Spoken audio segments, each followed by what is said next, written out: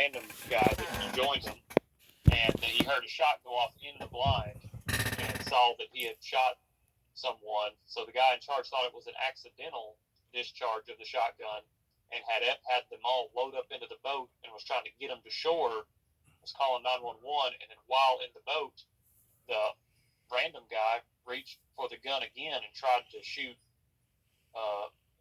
another one of them. Yes. So the guy that was trying to get him back to safety kind of fought him over the shotgun and stuff, and hit the old man, knocked him out, didn't he? Do what? Didn't he hit the old man, knock him out? Yeah, I'm pretty sure he did, and yeah. And they basically left him because they had that other guy trying to rescue his life, taking him back to shore, right? Right. That's what I understand. Yes, sir. Well, there was 2 of them that got killed. There was 3 in total got killed, wasn't it? I believe it was 2. 2 young boys and the old man died in the process. Because both of those boys was right here in Northwest Tennessee around Greenfield. Yeah. And one of them was from Kenton, Tennessee, I think. Yeah.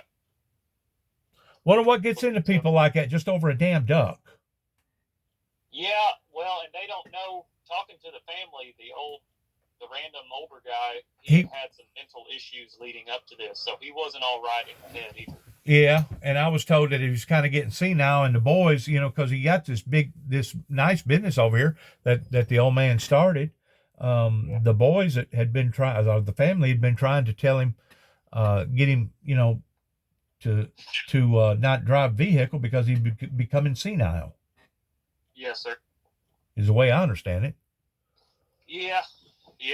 So it's not just people getting upset about the duck hunting. I think there were a lot of other things involved. But I think the boys was picking on the guy or gouging him or agitating him or something over territorial rights. Way I understood it. Originally, yeah, they were fighting over who should hunt the blind. And, yeah. My dad, before he got drafted in World War II, he was working out there at Reelfoot towards being a guide, and Hank Williams Sr.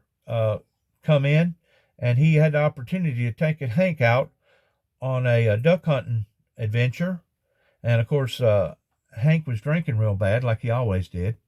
Yes. And he told my dad, he said, for every duck that we knock out of the sky, if you'll tell everybody when we get back to the bank that I was the one that killed it, he said, I'll give you $20 a bill, Bob.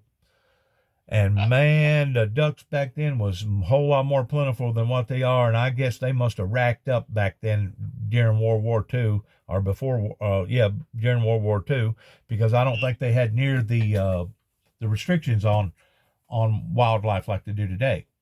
Right. So anyways, they got him back to the bank. They woke him up because, he about passed out, about fell out of the daggum boat. Anyways, they got him up, and my dad said, if you don't mind, I'm going to go out here and get my guitar and my banjo. I'd like to like to play a little bit and see what you think about it.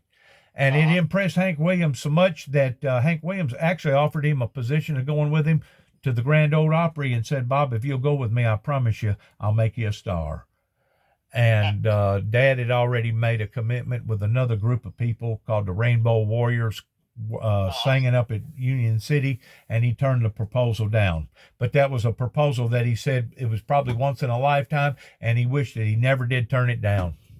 Right. Yep. Sometimes opportunity only knocks once. That's right. That's exactly right.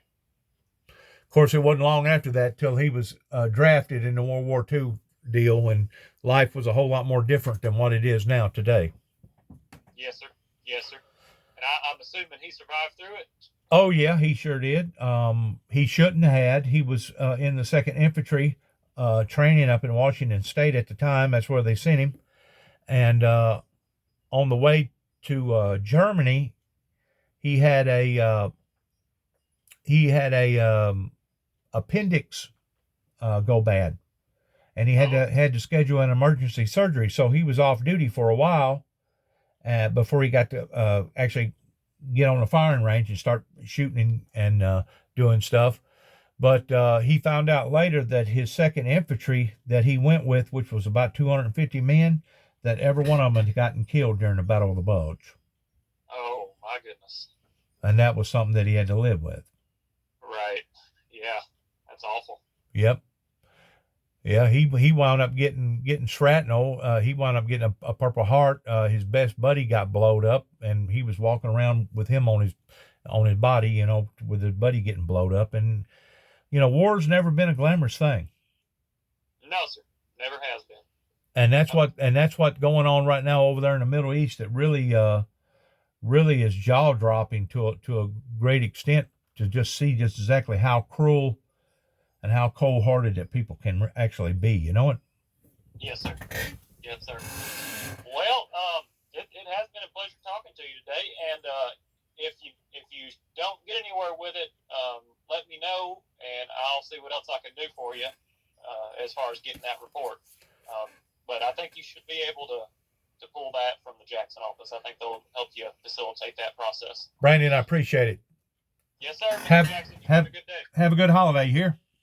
Yes, sir. Bye. Take care.